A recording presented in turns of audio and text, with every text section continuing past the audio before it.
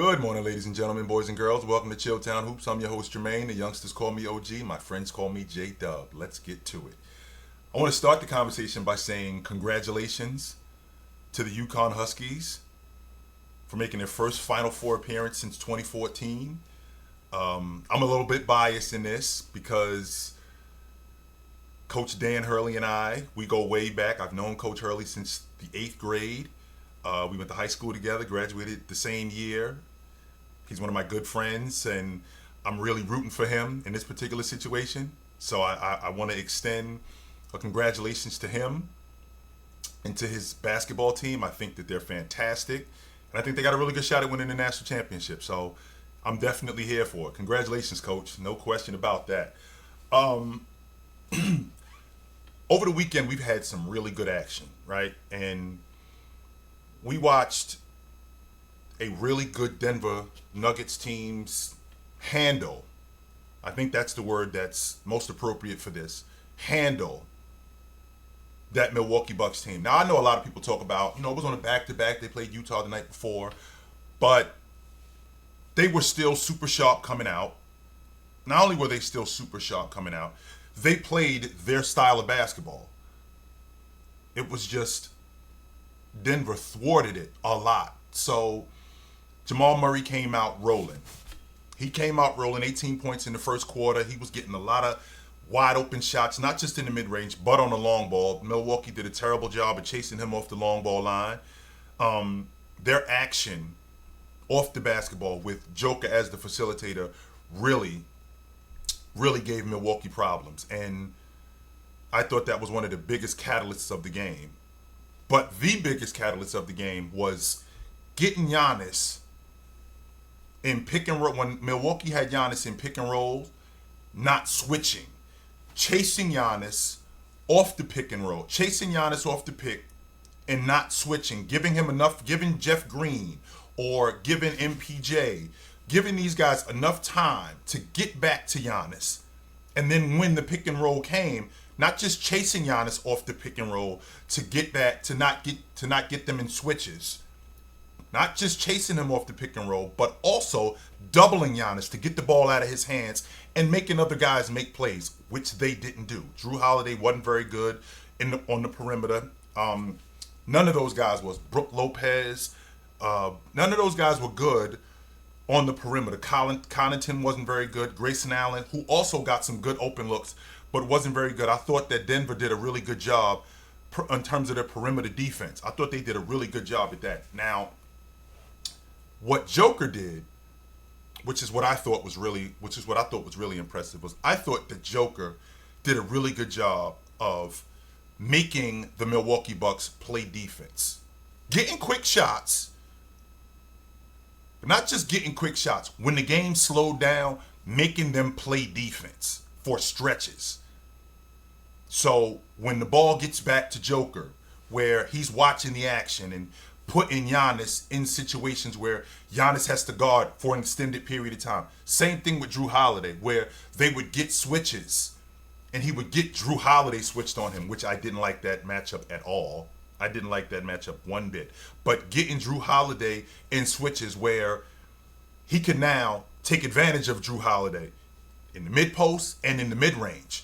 And Drew Holiday is a fine defender. Let's make sure that we're clear on that. He's an awesome defender. But getting Drew Holiday switched on the Joker, that's exactly what they wanted. And they were able to get that by making Milwaukee play defense in stretches. So when we get lower in the shot clock, now he can attack guys like Drew Holiday. He can attack guys like Connaughton, who ended up getting switched on to him. I thought they did a really good job at that. Now, the kicker is going to be tonight, and the kicker is Joel Embiid is in town. So I don't think that him playing against Giannis and them beating the Milwaukee Bucks, I don't think that settles the league MVP debate, and I don't think tonight is going to settle it neither. And the reason why I don't feel like that is because we're basically 9/10 into the season. We basically got 2 weeks left.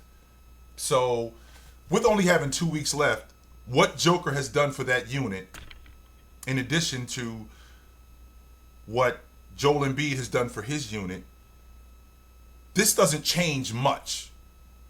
And the reason why I feel like this doesn't change much because, one-on-one battles are paramount. Don't get me wrong. One-on-one battles are paramount.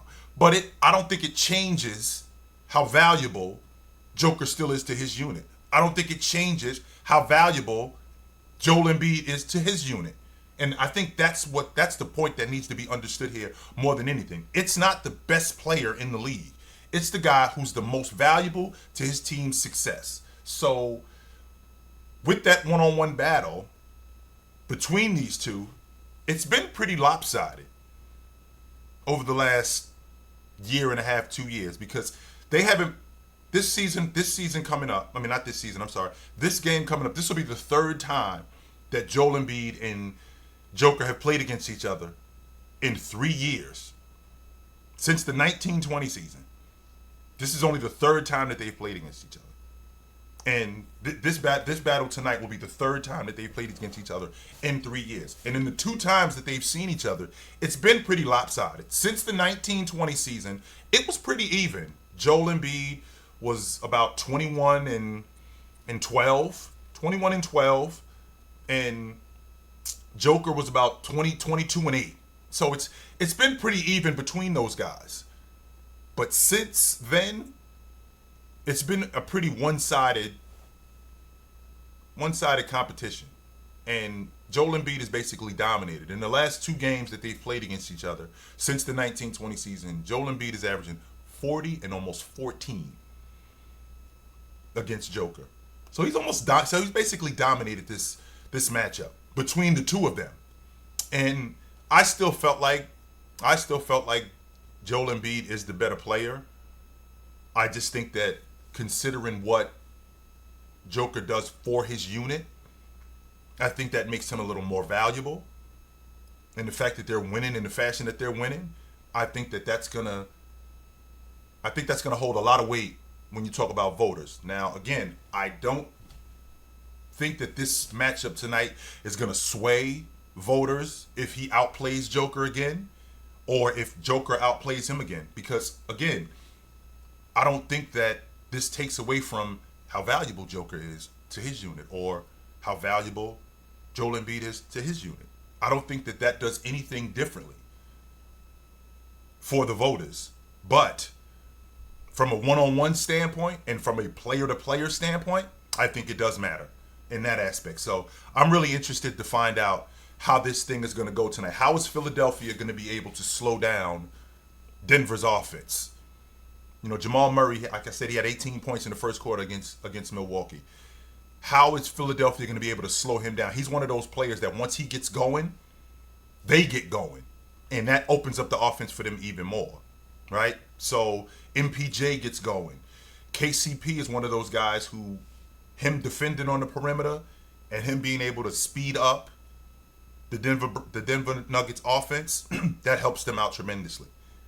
And they had some really good depth too.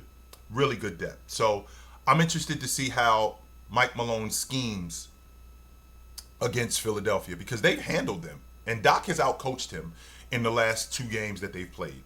But the majority of that has just been Joel Embiid just dominating the game. I think he went 47 and 18 the last time they played. And he completely dominated Joker. And in order for Denver to have a chance tonight, that can't happen again. This matchup has to get more even. It has to. He can't go almost 50 and 20 against you and you guys have an opportunity to win. That cannot happen. So, and since we're on the subject of winning, LeBron James is back, and he looked rusty, but in the process of him looking rusty, the Lakers were thrown off by James's return. James is so polarizing, and he demands so much attention that it takes away from how good Anthony Davis can be. And it looks like he took a back seat last night. Yesterday afternoon, I'm sorry. Don't get me wrong. James coming back is polarizing. But don't get me wrong. He got in foul trouble early, so that kind of slowed him down. Because he had it going. I mean, he went 6 for 8 from the floor.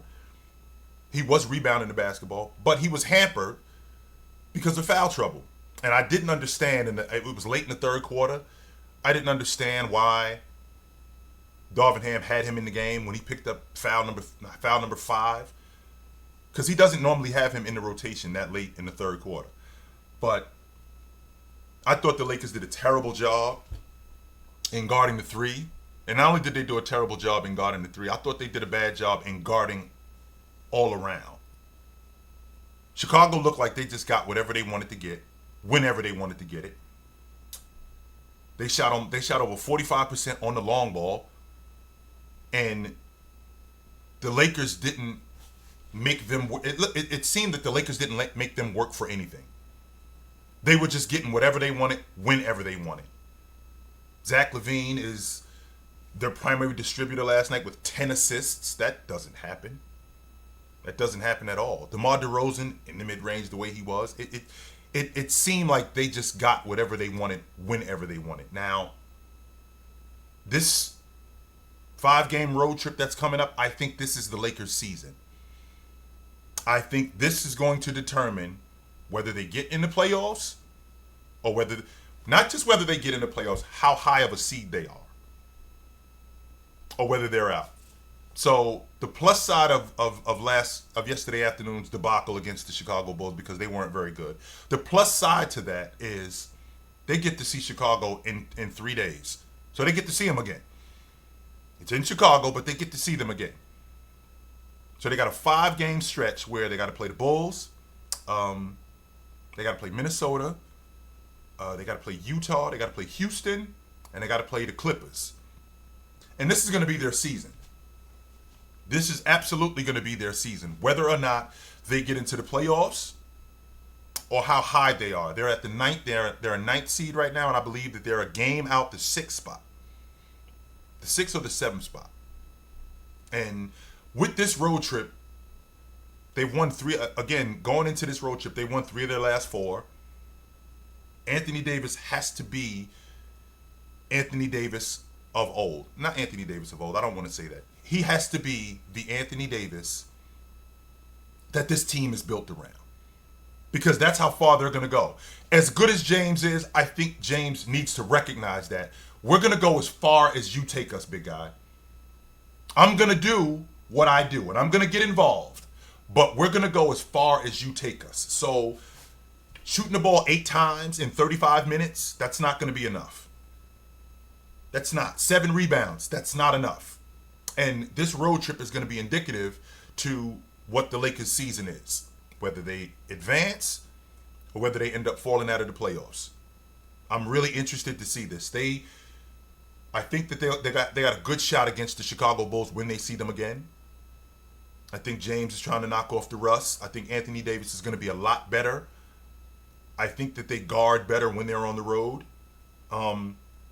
Minnesota's going to be a tough task, because getting Karl Anthony Towns back, that team looks like they're doing really well. They look like a team that's coming together. They're gelling. And not only are they gelling, right? Not only are they gelling, Karl Anthony Towns, his ability to stretch the floor, right? With his ability to stretch the floor, that opens up so many more rim running opportunities for Rudy.